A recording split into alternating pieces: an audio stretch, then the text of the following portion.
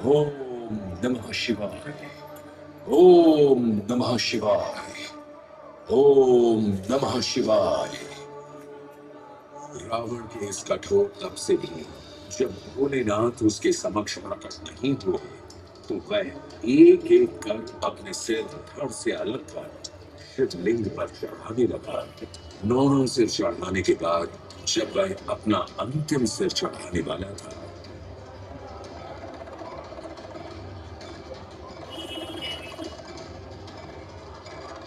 उसी समय महादेव प्रकट होकर क्षण भर में उसके 10 सिरों को उसके धड़ से जोड़कर बोल पड़े, हे लंका, तुम्हारे इस कठोर तप से मैं प्रसन्न हुआ। बोलो, क्या चाहिए तुम्हें? हे महादेव, इस मृत्यु लोक में मैं सब कुछ पाने में समर्थ हूँ, परंतु मेरी स्वर्गाधिपति बनने की इच्छा शेष रह गई। इसलिए मैं आपके इस प्रतीकात्मक स्वरूप अर्थात कामना शिवलिंग को उठाकर अपने साथ लंका नगरी ले जाना चाहता हूँ। लंका में रहकर आप मेरी अनंत कामनाओं को पूर्ण करते रहना।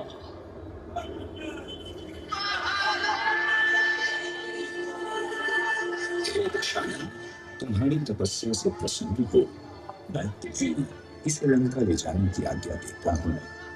एक बाद में यदि से पृथ्वी पर रखने की भूल की तो यह सदा के लिए वहीं विराजमान हो जाएगा।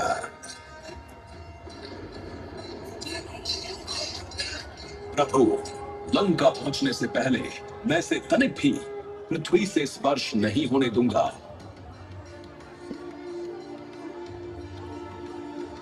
भगवान शिव के इस निर्णय से सभी देवता चिंतित हो गए। देवताओं ने भगवान विष्णु के संग रावण को अपने साथ शिव स्वरूप को लंका ले जाने से रोकने की योजना बनाई। योजना अनुसार मां गंगा ने देवताओं की मदद के लिए रावण की प्यास घंटों तक बुझाई। रावण अपनी प्यास बुझाने की कोशिश करता रहा। अंत में वह शिवलिंग को लेकर चल पड़ा, किंतु अत्यधिक जल पीने के कारण बाद में वह लघुशंका के पेट को सहन नहीं कर पाया।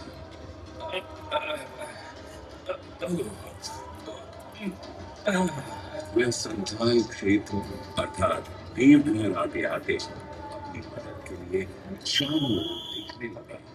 योजना अनुसार उसी समय वहां भगवान कृष्ण चरवाहे के वेश में रावण को मिले।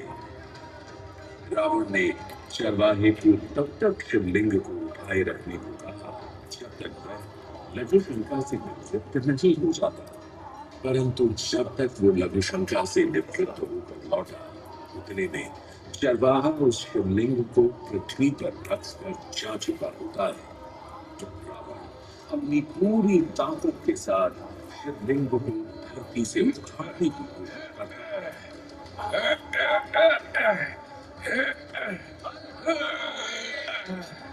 शिवलिंग को धरती से उखाड़ने में असफल रावण क्रोध से चिल्लाते हुए शिवलिंग पर प्रहार उसे धरती में दबाकर चला जाता है। रावण का क्रोध देख पृथ्वी डूब पड़ती है, मेघ गरज पड़ता है, आकाश में बिजली कड़कने लगती है, जगह जगह वज्रपात होने लगता है।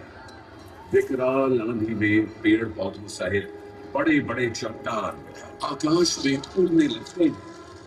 दसों दिशाओं में हाहाकार मच जाता है।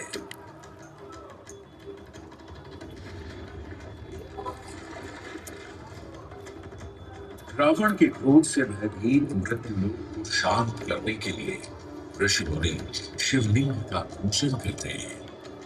महादेव प्रकट होते ही डमरू बजाकर संपूर्ण भूमंडल में रावण के क्रोध से उत्पन्न भय का विनाश कर देते हैं।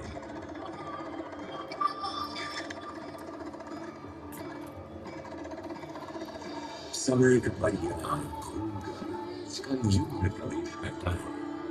वर्तमान भौतिक संसाधन से भरी आधुनिक जीवन शैली के बीच अध्यात्म का सोच कर होता देवघर का श्रावण मेला आस्था की पराकाष्ठा को परिभाषित कर रहा होता है।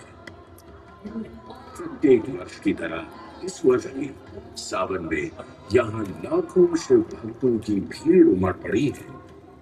इन भक्तों को कांवरिया कहा जाता है।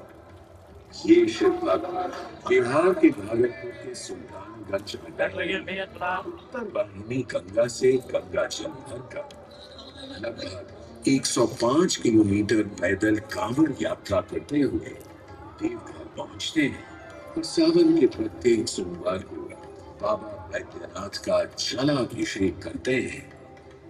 ऐतिहासिक श्रावणी मेले में भारत के अलग अलग हिस्सों से ही नहीं बल्कि नेपाल, भूटान, म्यांमार, जापान सहित कई देशों से शिव भक्तों का आना जाना पूरे सावन महीने में लगा रहता है।